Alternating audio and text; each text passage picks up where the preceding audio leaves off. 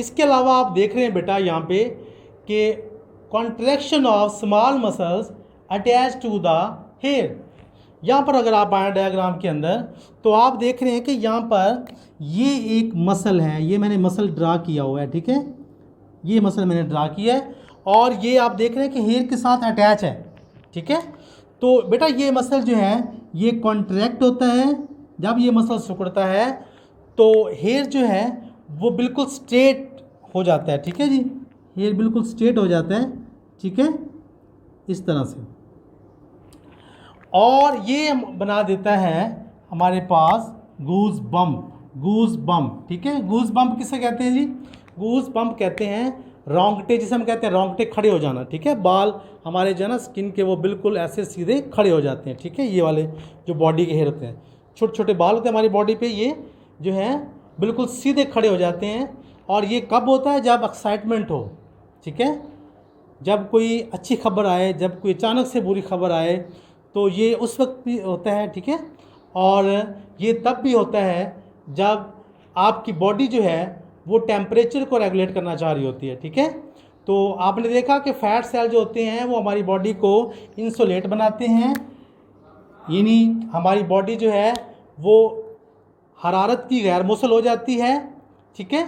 और हमारे hair muscle जो हैं वो कॉन्ट्रैक्ट होते हैं और हमारे हेयर जो हैं वो वहाँ पे गूज बम्प डेवलप हो जाती है। इससे क्या होता है कि हमारी बॉडी के अंदर, हमारी बॉडी के ऊपर एक इंसुलेटिंग ब्लैंकेट्स डेवलप हो जाता है, यानी ये गिलाफ सा बन जाता है हमारी बॉडी के ऊपर, ठीक है, वार्म हेयर का, ठीक है, गर्म हवा का एक गिलाफ सा बन जाता है, ठीक है। और जिससे जो टेम्परेचर है वो हमारी बॉडी का रेगुलेट रहता है, ठीक है जी। नेक्स्ट हमारे पास जो है वो है how our skin perform provide cooling effect, ठीक है। How our skin provide us cooling effect, हमारी बॉडी जो है वो कूलिंग इफेक्ट कैसे देती है, ठीक है। तो उसमें आपके पास स्वेट ग्लैंड मौजूद होते हैं, ये आप देख रहे हैं नीचे, आप ये स्वेट ग्लैंड हमारे पास मौजूद हैं, ठीक है। स्वेट ग्लैंड बेटा ये क्या करते हैं, ये स्वेट प्रोड्यूस करते हैं, यानी ये पसीना पैदा करते हैं, ठीक है। और उसके साथ साथ जब वो स्वेट जो है वो रिलीज़ होता है तो उसके साथ साथ जो बॉडी हीट है वो भी साथ खारिज होती है बाय द एवेपोरेशन, ठीक है।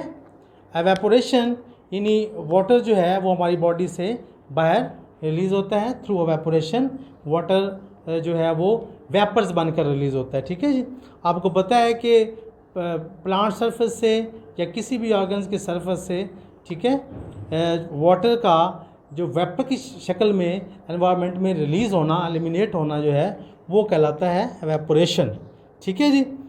और जो हमारी बॉडी है इस तरह से वो जब स्वेट ग्लैंड जो हैं वो स्वेट प्रोड्यूस करते हैं तो उसके साथ साथ वाटर, साल्ट, यूरिया और यूरिक एसिड यानी different type of metabolic waste वो भी साथ रिलीज़ होता है।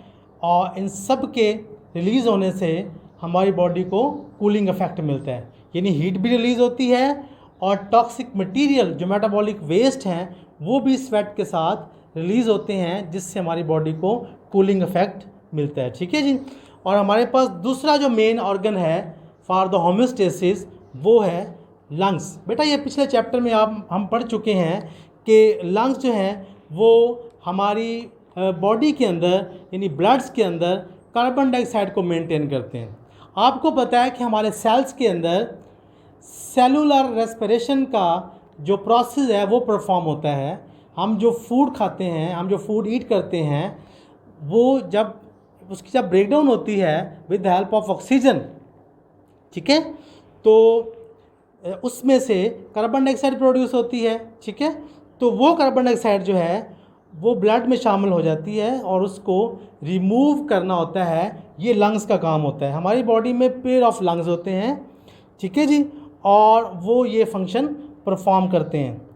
तो सबसे पहले जब हमारे सेल्स के अंदर कार्बन डाइऑक्साइड प्रोड्यूस होती है तो उसके बाद वो डिफ्यूज़ की जाती है हमारे सेल्स के अंदर। जब रेस्पिरेशन के ज़रिए कार्बन डाइऑक्साइड प्रोड्यूस होती है तो उसको हमारे टिश्यू फ्लूइड के अंदर डिफ्यूज़ कर दिया जाता है, यानी सेल से निकाल के जो टिश्यू फ्लूइड होता है उसके अंदर डिफ्यूज़ कर दिया जाता है, ठीक है। और फिर उसको ब्लड में शामिल कर दिया जाता है, ठीक है। ब्लड जो है उसको लेकर लंग्स में आता है और लंग्स में आपको पता है कि गैसेस एक्सचेंज होती हैं और फिर जो कार्बन डाइऑक्साइड है उसको बाहर रिमूव कर दिया जाता है जब लंग्स कॉन्ट्रैक्ट होते हैं, ठीक है जी। इस तरह से हमारे लंग्स जो हैं वो कार्बन डाइऑक्साइड को मेंटेन करते हैं, ठीक है, हमारी बॉडी के अंदर। तो ये भी होम्योस्टेसिस का फंक्शन परफॉर्म करते हैं हमारे लिए। बेटा ये हमारा आज का टॉपिक था। अब हम देखते हैं एग्जामिनेशन डिकोडेड। इस लेक्चर के अंदर से जो शॉर्ट क्वेश्चन आपको बोर्ड में आ सकते हैं, पॉसिबल शॉर्ट क्वेश्चन, उनमें यहाँ पे एक क्वेश्चन बन सकता है main organs for homeostasis in human. तो वो मेन ऑर्गन कौन से हैं? वो ये 3 मेन ऑर्गन्स हैं। आप इनके हेडिंग्स देकर इनके सिंपली आप एक एक लाइन में फंक्शन लिख देंगे, ठीक है। ये आपका शॉर्ट क्वेश्चन होगा। हाउ स्किन रेगुलेट टेम्परेचर, हमारी स्किन टेम्परेचर को किस तरह से रेगुलेट करती है वो हमने यहाँ पे पढ़ा है, ठीक है। How skin provide cooling effect to our body, ठीक है, तो वो हमने यहाँ पे डिस्कस किया है कि वो किस तरह से कूलिंग इफेक्ट देती है। डिफाइन गूज बम्प, गूज बम्प यानी रोंगटे खड़े हो जाना, इनको आपने डिफ़ाइन करना है। तो वो मैंने आपको यहाँ पे बता दिया है कि इसको जो है ये गूज बम्प कैसे होते हैं, ठीक है जी। यानी जब एक स्मॉल मसल हेयर के साथ अटैच होता है, वो जब कॉन्ट्रैक्ट होता है तो हमारे जो हेयर्स हैं वो बिल्कुल स्ट्रेट हालत में आ जाते हैं। इस तरह से एक इंसुलेटिंग ब्लैंकेट वार्म एयर का हमारी स्किन के ऊपर बन जाता है, जिसको हम गूज बम्प कहते हैं, ठीक है जी।